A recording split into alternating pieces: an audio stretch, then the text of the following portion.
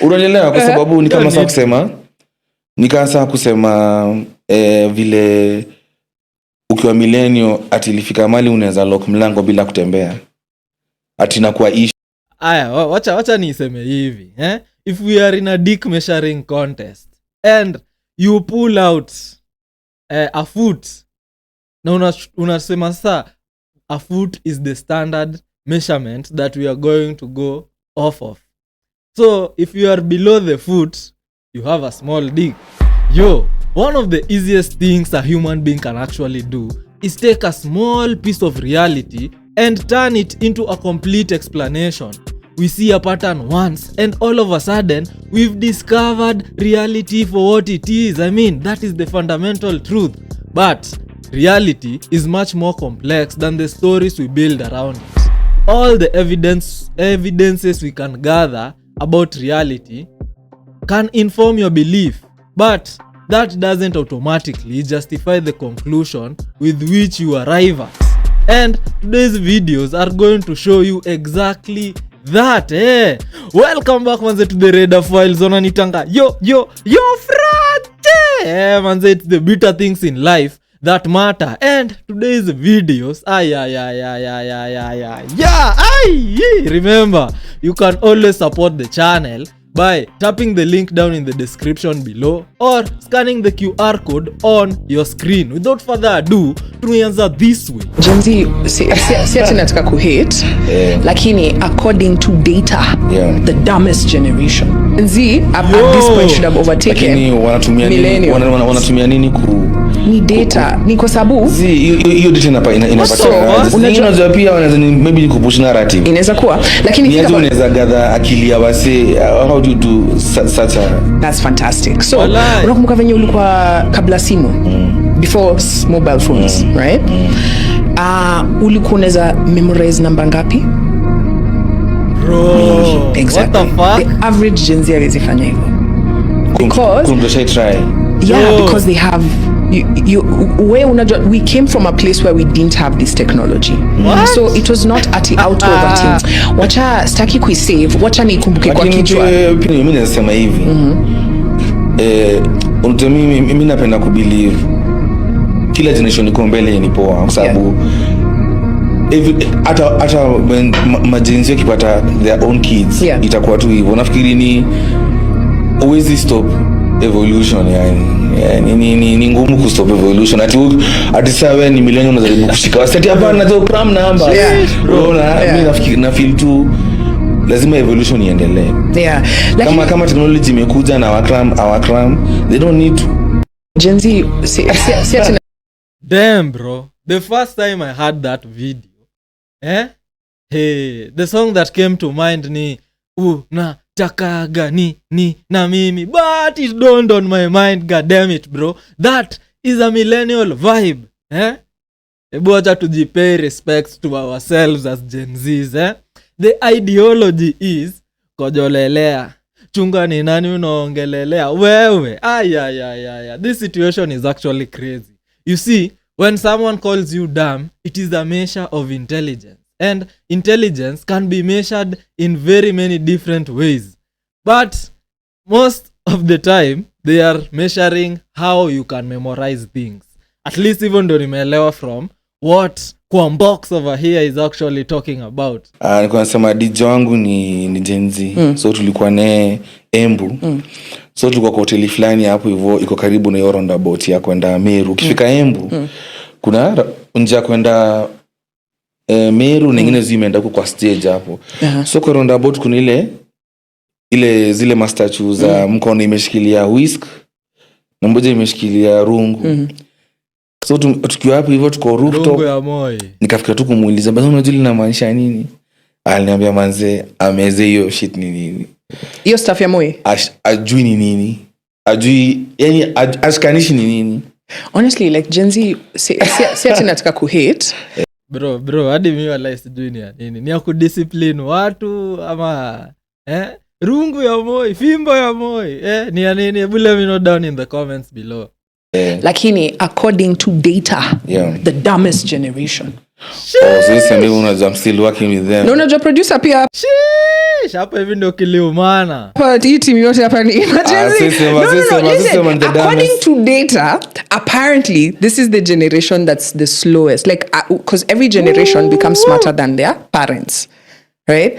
Gen Z at this point should have overtaken. Lakini wanatumia nini ni data. Ni kwa sababu what data did they, like, what tests did they give these people so that they can determine their intelligence quotient? Inapatikana. Unajua pia wanaweza maybe ni kupush narrative. Inaweza kuwa, lakini ni aje unaweza gather akili ya wase, how do you do such a... That's fantastic. So unakumbuka venye ulikuwa kabla simu, before mobile phones, right? Here it comes. Ulikuwa unaweza memorize namba ngapi? Mingi. Exactly. The average Gen Z hawezi fanya hivyo. Because they have we came from a place where we didn't have this technology. So it was not out of a thing. Wacha staki kuisave, wacha nikumbuke kwa kichwa. Pia hiyo kumemorize ilikuwa ni trauma jo. Unapigwa huko shule jo, multiplication bana. Lakini namba za watu ulikuwa unasahau. Hizo ni trauma. Namba za watu ulikuwa unasahau. Ndio nasema, lakini hizo ilikuja from trauma. Walai.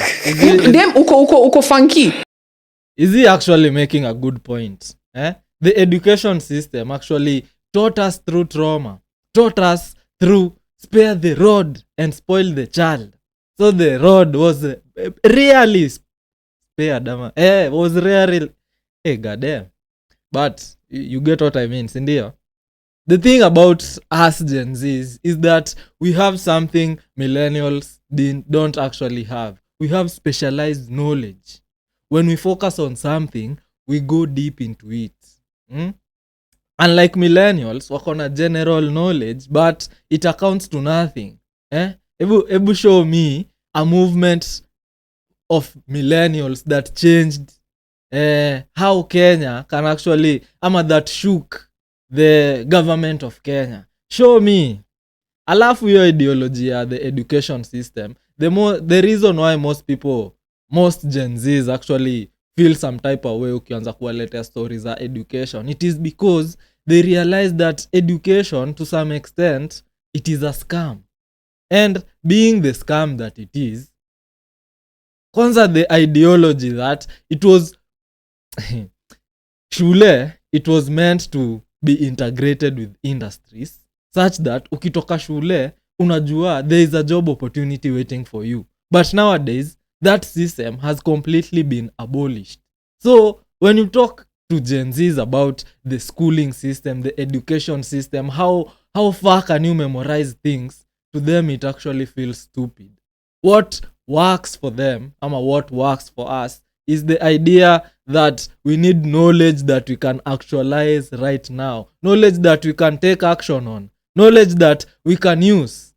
And I know I also have some millennials manze in the audience. I'm not saying this to trigger you people, but all in all, we are different, and we should always embrace the difference that we have, rather than calling someone else dumb because they have optimized for the environment that they live in.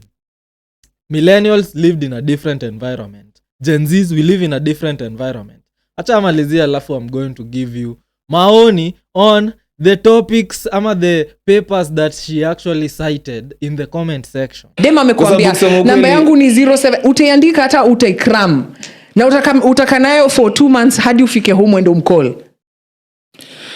Nakuelewa, but anyway, tuache kudanganyana pia man, au kuona kramio namba hadi kitu ya kwanza ikiandikwa kwa mkono ulikuwa unajua utavutika. The first thing you are doing is unaandika kwa nini, kwa paper. Najua mimi ni Gen Z, lakini pia nime experience vitu zingine zenye wanasema hapa. Ninasema hivi, unajua mimi napenda kubelieve kila generation iko mbele yenye ni poa, kwa sababu hata when majenzi wakipata their own kids, itakuwa tu hivyo. Nafikiri ni always stop evolution yani. Ni ngumu kustop evolution. Ati saa wewe ni millennial unajaribu kushika. Sasa hapana hizo cram numbers. Yeah. Unaona mimi nafikiri na feel tu lazima evolution iendelee. Kama technology imekuja na our cram they don't need to. Kwa sababu unanielewa kwa sababu ni kama sasa kusema vile ukiwa millennial ati ilifika mali unaweza lock mlango bila kutembea ati nakuwa issue. Aya, wacha niseme hivi if we are in a dick measuring contest and you pull out a foot na unasema sasa a foot is the standard measurement that we are going to go off of. So if you are below the foot you have a small dick.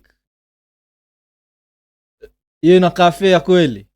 They should be measured by inches ama centimeters. Ama if you're going to use a certain measuring rod, a canon, make the canon consistent on every test subject. Ama on each sample that you are going to perform your research on. Hiyo si issue. Unaelewa tu utasahau kwenda kutembea, utasahau kuingiza key kwa nini? Yeah. Utasahau kuingiza key kwa imagine a world without nini? Without locks. No, but you see uwezi kuwa na fear ya hivyo. Ukisema na wakifungua na mtu akihack mlango ina lock, unaona uwezi kuwa afraid of evolution. Na mimi nafikiri ni inevitable. Na nafikiri ni normal for generation kwa nyuma kukataa change. Hata watu wako wanasikiza crank kwa wanasema ni bubblegum music. Sasa wewe hiyo ndio unasema ni ngoma, unasema wanaimba vibaya. So it's ni kitu hard So what they are pointing out here, unaona venye umesema udem hawezi jua hiyo stuff ni nini, right?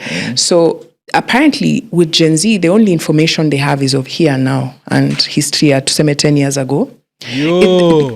South Africa got independence 1994. Gen Z wa huko. Scratch that. I think I'm going to call bullshit on that. I think Gen Zs ndio tuko the most informed. Kwa wale wenye tuko in the forefront of pushing information huku hivi nje, we have gone deep in the trenches, manze, in the gulag of how things happened. We know about the Rockefeller and their ideologies ama their hand in the education system. We know about the ni Bretton Woods system on how money was actually fuck ilifanyanga nini. Hebu nikumbushe down in the comments below. But ni story hapo hivyo 2008 kwenye the dollar started inflating like crazy. We know stories about how the dollar was iliondolewa from being related to the gold as a standard. And we can all see these manipulations happening in the system. That's why we don't take some of the things that the system tell us seriously. At least as a Gen Z, that's how I see it. Let me know what you guys think down in the comments below. Akimalizia. Don't relate. Don't even know who fought for independence. 1994.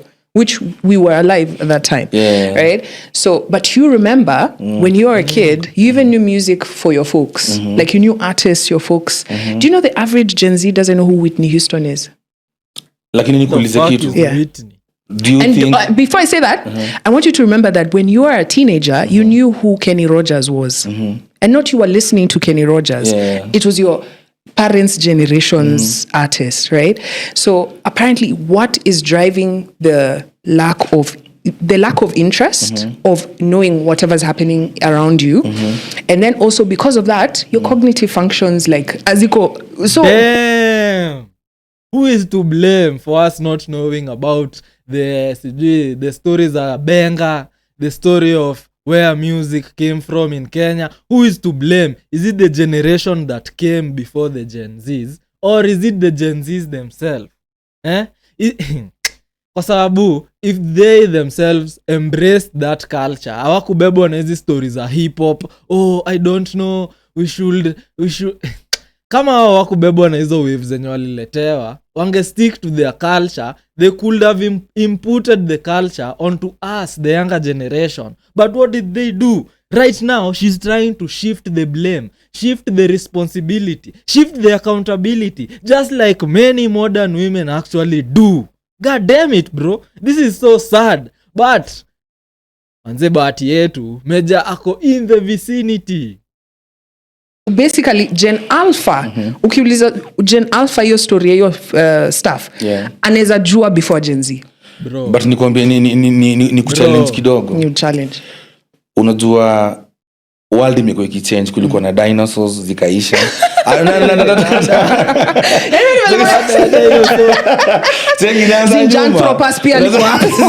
So whatever this conversation was based on is certain links that the facilitator of this podcast inaitwa Boxpod TV actually provided in the comment section, and I went through the difficulty of studying the papers. I'm looking at the papers for you guys so that you may not go through that depth. But acha tuanze. The first paper hapa hivi yenye Boxpod wamepatiana, it is a research by ilikuwa ya wapi, Fortune. It is actually it is like inaitangwa aje, ni article imeraitiwa ama ni a blog about this story by Fortune. So the US spent 30 billion to ditch textbooks for laptops and tablets. The result is the first generation is less cognitively capable than their parents. So first of all, those metrics do not apply hapa hivi Kenya. Ukweli uongo. Most of the schools in Kenya still use that traditional ideology. Hakuna mtu alipata laptops. Ama did His Excellency provide laptops for you guys? Let me know down in the comments below. So hiyo ni kitu moja amebase research yake on a different environment than the one we are actually in. But if I'm wrong, correct me on that. Maybe mimi, unajua mimi sina mtoto mwenye ako shule niko advanced hivyo, so I don't actually know. Let me know down in the comments below. So what this paper actually claims is that instead of these laptops, some of these computers, PDAs being available in school, instead of them actually increasing the cognitive function of students, they are actually lowering them. Why? Because they are correlating the idea of referencing in comparison to thinking for yourself. So if you cannot think for yourself, if education is made simple to the point that you can reference something, it removes the tedious part of thinking for yourself, and that interferes with the cognitive ability of most people. Ukweli uongo? Let me know down in the comments below. That is one thing nilipata kutoka kwa hii article yote hapa hivi from Fortune. What can I highlight? How do you actually solve this crisis? So how do you solve that crisis? Do you implement new teaching strategies to Gen Zs so that they can develop their cognitive function? Ama do you create systems where it is actually required for you to use your mind rather than refer to textbooks and references? Let me know down in the comments below. The other one alipatiana, it is by NIH, a research from the National Institutes of Health.gov. So this one talks about something totally different, demystifying the new dilemma of brain rot in the digital era. A review, I only read the abstract and what they actually came to the conclusion. So ukiangalia hapa hivi conclusion, the study concludes by offering strategies to prevent brain rot, such as controlling screen time, curating digital content, and engaging in non-digital activities. Given the increasing prevalence of digital engagement, it is essential to explore a variety of strategies, including mindful technology use to support cognitive health and emotional well-being. The results can guide various stakeholders, policymakers, practitioners, researchers, educators, and parents or caregivers in addressing the pervasive impact of brain rot, promoting a balanced approach to technology that fosters cognitive resilience among adolescents and young adults. So if you're going to read through this paper, wamesema hapo hivyo they have the strategies that you can actually employ. And the method they use, this study employs a rapid review approach, examining research published between 2023-2024 across PubMed, Google Scholar, Info. It explores the causes, and so literally they didn't do research. They just went and compared different papers and came up with a strategy on how to control whatever is happening in our society. Their results, the findings revealed that brain rot leads to emotional desensitization, cognitive overload, and negative self-concept.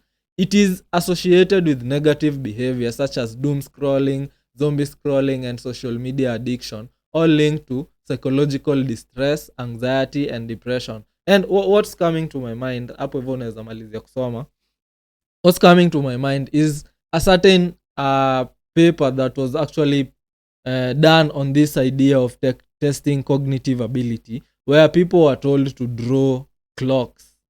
And I think it was a paper for 2024.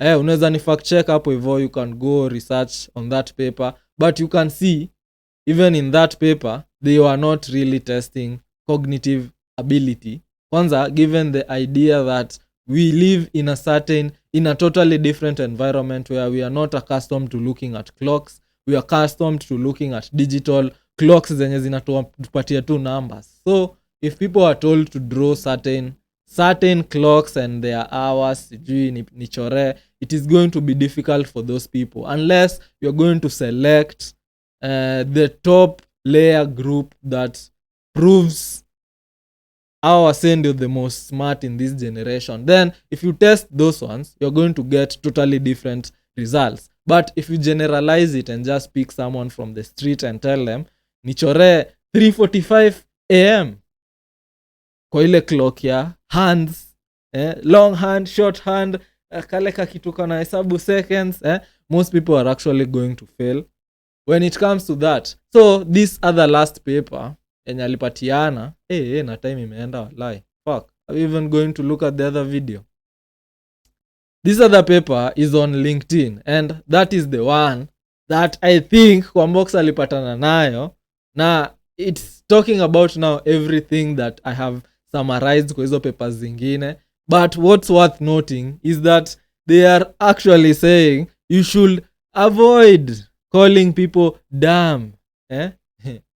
A recent study about Gen Z and IQ scores gave me pause, and the resulting generational shaming clickbait headlines gave me a headache. Example, Gen Z, the first generation officially dubbed dumber than the last.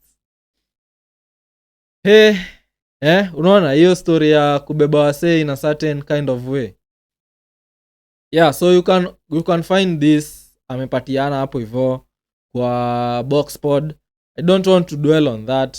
I just want to give you my 2 cents, my actual 2 cents on this story.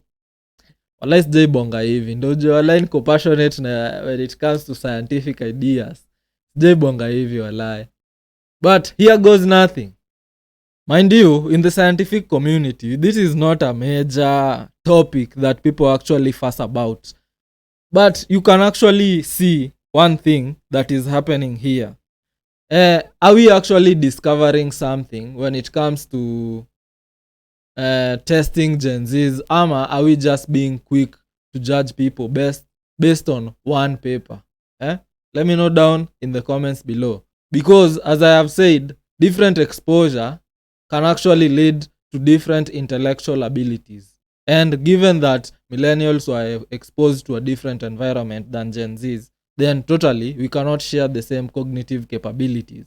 I am sure venye pia yali refer to you don't know the Kenny Rogers. I doubt they know who are the Jinxes. I doubt they know Jinxie ni nani. I doubt they know who else like most streamers fuck wanapotea kina Kai Senat. I doubt they know anything about AMP ama core. Do they know anything about that? So pia sisi tuko in our own cultural bubble, and from a scientific perspective, the more something complicated is, the more care and the more delicate we should be with jumping into conclusion, because when different parameters zinaitangwa multivariate parameters ni frameworks. When you have a multivariate framework, then you have to exercise caution when it comes to the conclusion that you are actually making. Otherwise, the whole model that you are using is going to fail. And sometimes the smartest position isn't knowing exactly what the answer is, but it is knowing how much your evidence ama how much knowledge you have you can actually use to claim something. As always, I always tell you guys, navigate with balance. Without further ado, you can always support the channel. Scan the QR code on your screen ama tap the link down in the description below. YouTube thinks you might be interested in the video on your screen at the moment. Click on that video. I'm waiting to see you on the next one.